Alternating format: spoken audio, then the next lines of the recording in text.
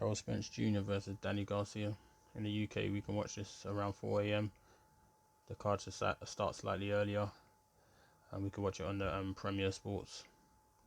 Errol Spence Jr. versus Danny Garcia for the unification.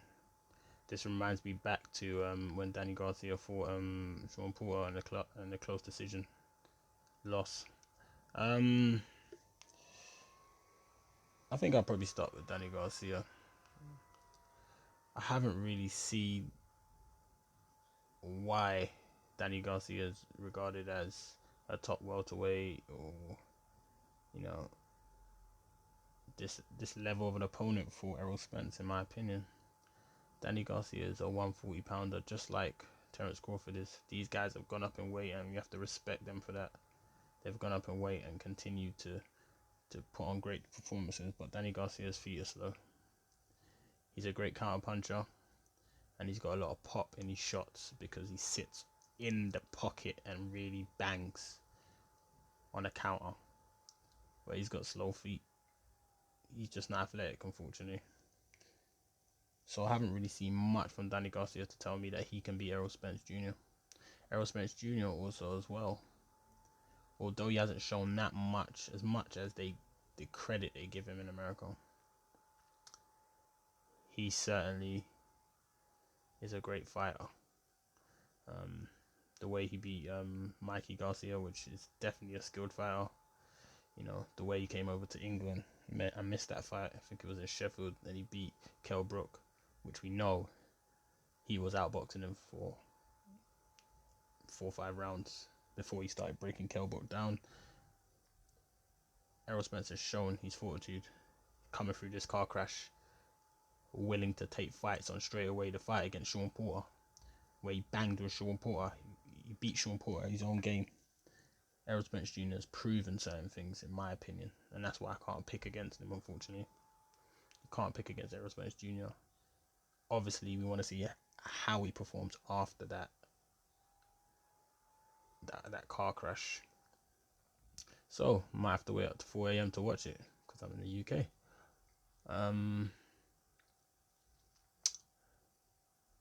I'm definitely picking Errol Spence by decision. You know, the top welterweights hardly ever get knocked out when they fight each other. And if he does stop Danny Garcia, for me, Danny Garcia is not a top welterweight if he's able to do that to Danny Garcia, because at that weight, they just rarely get stopped. Nowadays, anyway, obviously. I know Keith Thurman got dropped in a Pacquiao fight. That was his own fault, and it was more of a flash knockdown, moving too quickly. He's one of those welterweights that moves. He just keeps moving around the box, and you can get caught off guard moving like that. But with someone like Danny Garcia that's got his back foot really strong planted, and Errol Spence planted back foot, it's gonna be rare. It's gonna be probably rare for them to get stopped, unless unless his dad says, you know what, his son's taking too much of a beating due to Errol Spence's athleticism, because Errol Spence is athletic, and he looks like he's been really working. This fight's gonna be in Texas. They got about 11,000 fans in that Dallas Cowboys stadium.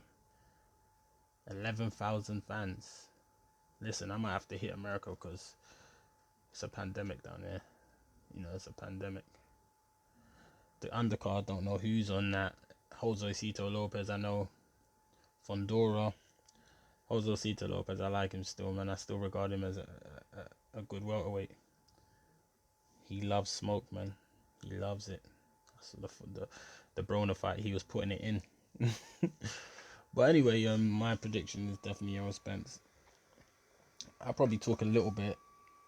See, for my battery dads, I'll probably talk a little bit about Terence Crawford though, and the approach they have to Terence Crawford, the opinions they have of Terence Crawford in America. For me, is very strange. And an individual that's come from, he's 135 pound, won all the belts, and gone up to 140, won all the belts, and now he's in a division that other people are clearly bigger than him. Let's be real, they're bigger than him.